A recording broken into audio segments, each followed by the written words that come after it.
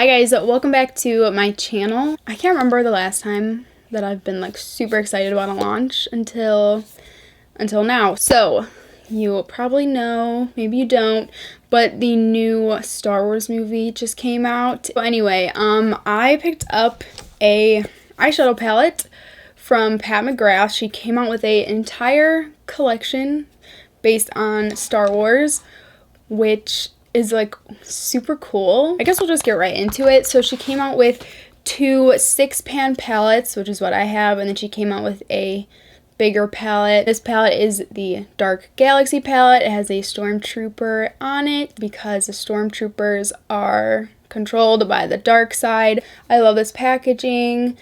This is the actual packaging of the palette. And I mean, it literally has a stormtrooper on it, which is super cool. And then you open it up. Here are the 6 shades.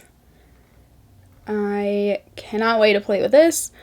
Oh, gorgeous. Comes with a nice big mirror. So I know in these palettes, and I'm sure the bigger palette, she did kind of like reuse some shades that she has previously come out with. I actually think with this palette though, there's only one reused shade and the rest are brand new shades. I think with the gold palette, there are a few more reused shades. So obviously keep that in mind when buying these, because if you have a lot of the shades that are in the palette, I don't know if you'd want to buy them then. Okay, let's start to swatch. So here's the first shade. This is Cosmic. It's a little more sheer. It's like a duochrome. Looks like it goes from pink to gold almost. I don't know, but that's pretty. And that's a new shade. So this palette has one matte shade, and the gold palette, I believe, has no matte shades, so it's all shimmers. This color is Venomous Void. That's a pretty color. Okay, next shade. This is Saturnalia. I think that's how you say it. So this is a shimmer, but it actually has a little bit of these like gold, I wouldn't say they're glitters, they're like reflex. Next is a shade she's come out with before. This is Smoked Amethyst. So again, the shade, it actually looks like it has like a matte base, but it does have like purple and pink glitters in there. So next is Odyssey. Ooh, these are swatching beautifully. And last, we have Bronze Nebula.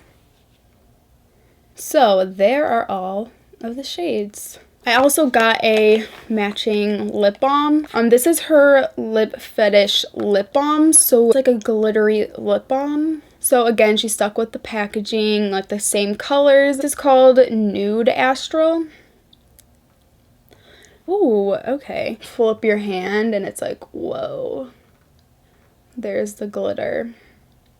So this is one of those, you could definitely wear it alone, but you can also wear it on top of a lipstick. So I'm gonna go into Venomous Void, that's the matte shade. Take a little bit on my brush and slowly build that up in the outer corner.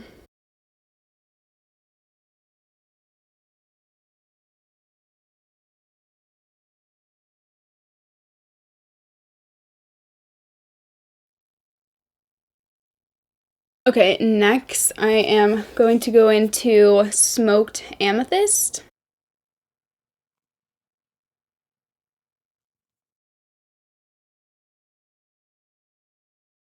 So I did blend it a little bit below the purple color.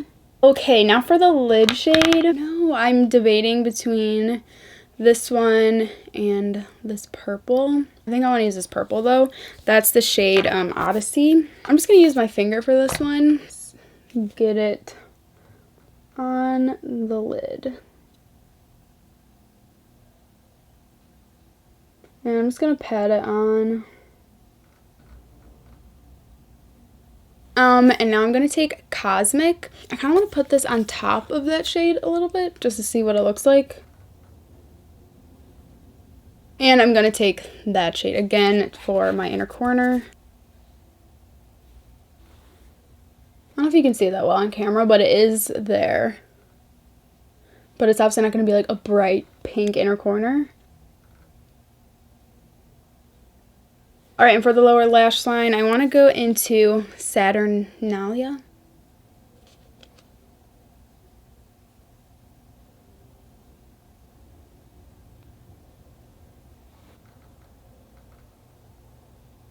And I'm going to take a little bit of bronze, the bronze shade, and I'm just going to blend that out.